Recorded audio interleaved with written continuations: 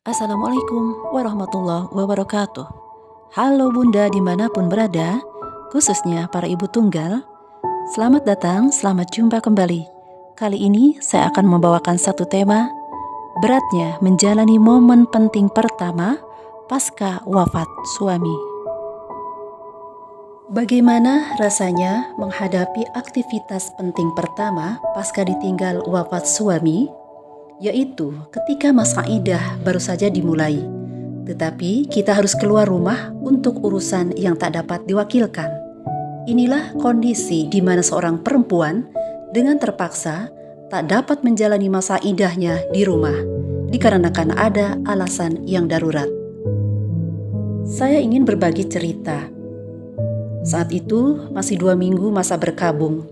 Anak bungsu saya esok harinya, yaitu tanggal 5 Mei tahun 2017, pagi-pagi sekali harus mengikuti tes seleksi masuk perguruan tinggi di suatu tempat yang cukup jauh.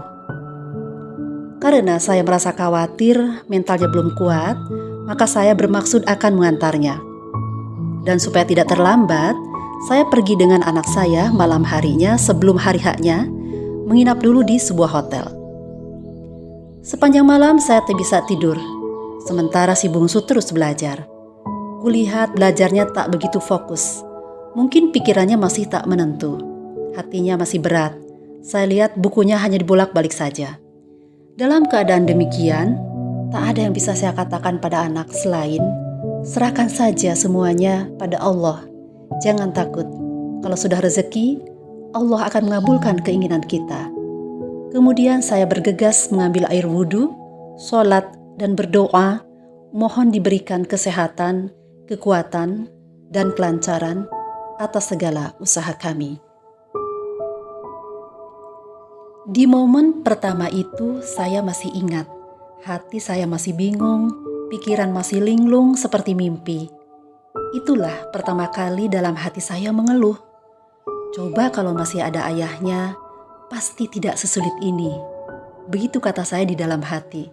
Namun ironisnya setelah itu hati saya pun menyangkalnya. Jangan suka mengeluh, jalani saja dengan ikhlas.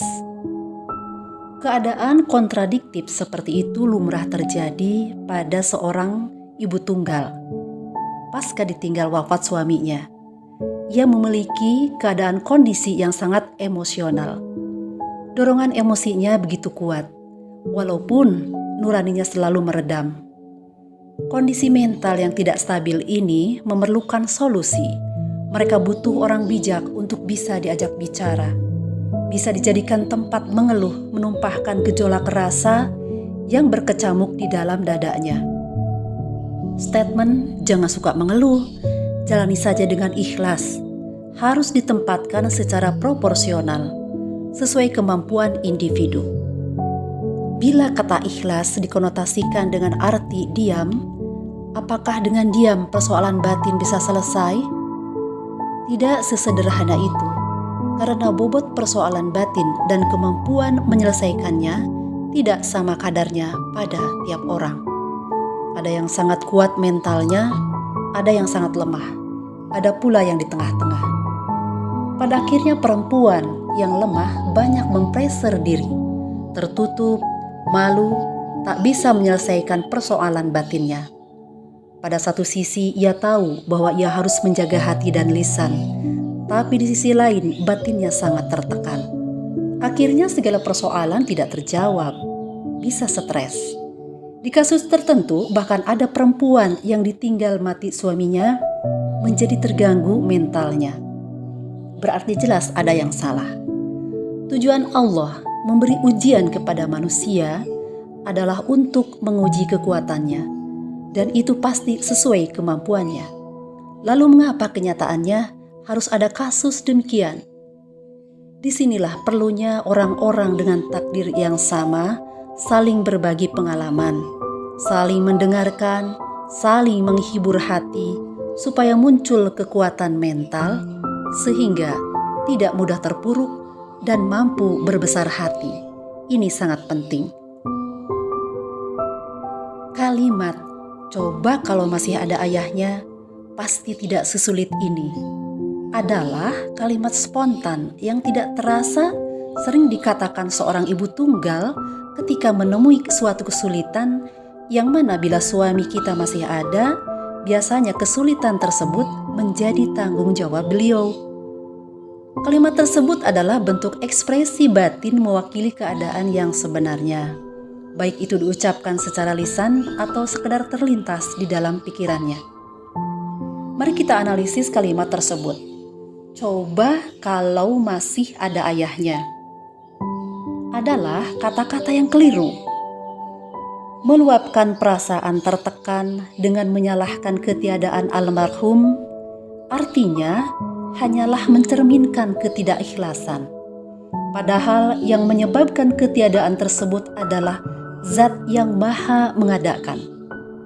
Tetapinya, persoalan salah dan benar untuk sebuah kasus yang dilatar belakangi kondisi psikologis seseorang yang sedang mengalami down, meresponnya itu harus dengan cara yang sangat hati-hati supaya dapat diterima dengan kelembutan hati.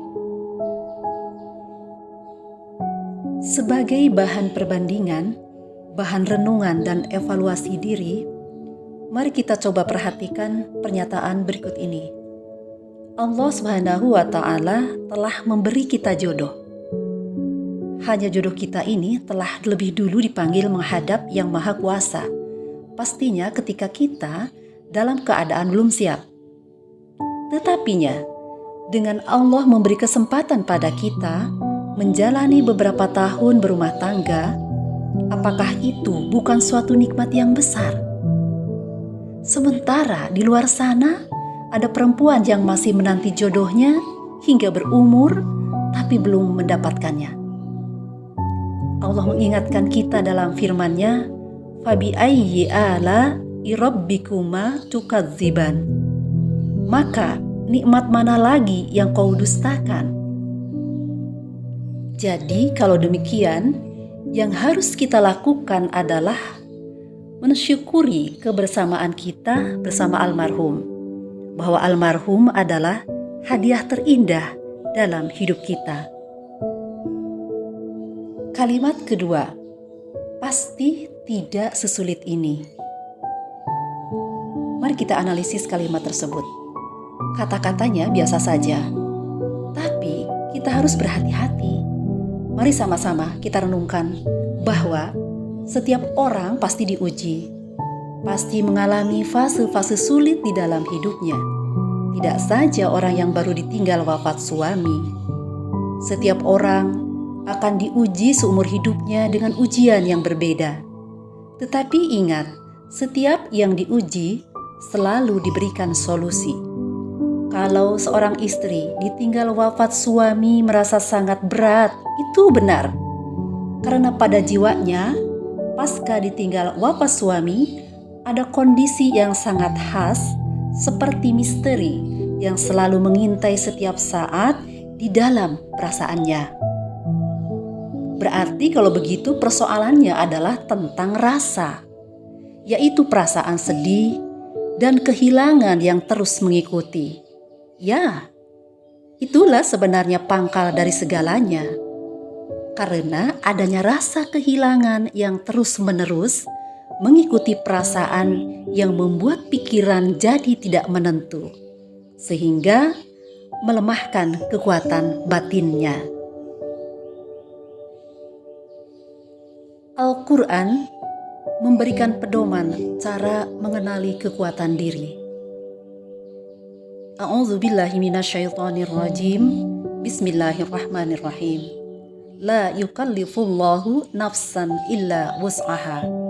Artinya, Allah tidak membebani seseorang melainkan sesuai dengan kesanggupannya. Ayat ini mengajak kita untuk meyakini bahwa Allah Subhanahu wa Ta'ala hanya memikulkan beban yang ringan. Kita sebenarnya mampu. Tapi bagaimana kalau kita tetap merasa berat? Hampir putus asa karena sungguh berat beban pikiran atas kesedihan tersebut? Maka dengan iman yang ada, pelan-pelan yakinilah janji Allah bahwa setelah kesulitan ada kemudahan. Jangan katakan tidak bisa, tapi katakanlah pasti bisa. Seringlah memohon pertolongan Allah.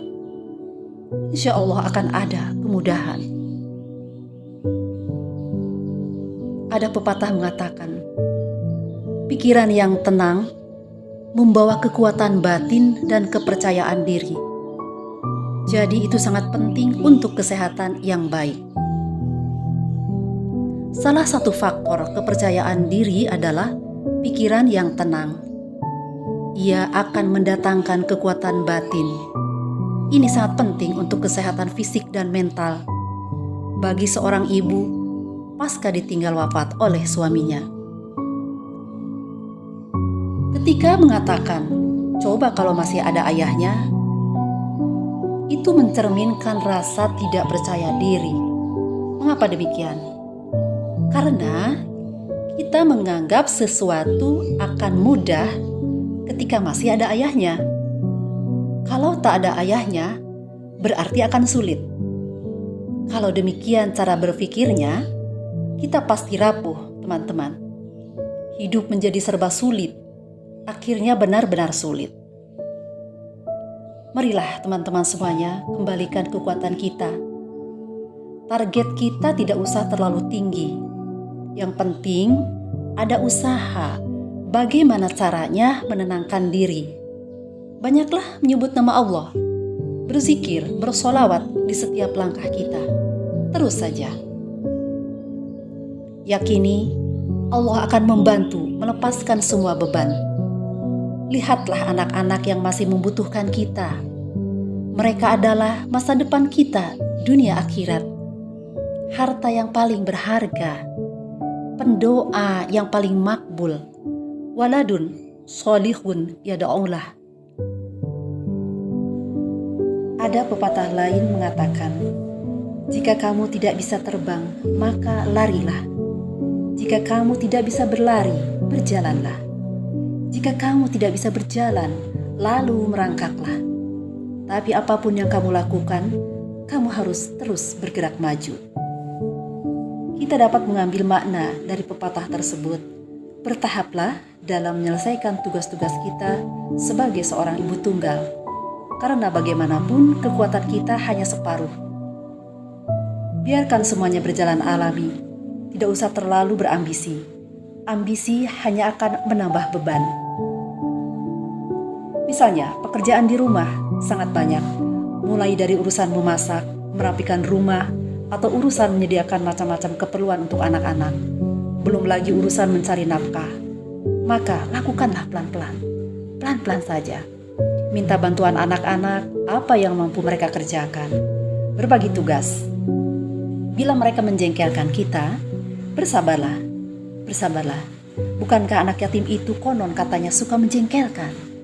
Sebenarnya sih tidak demikian.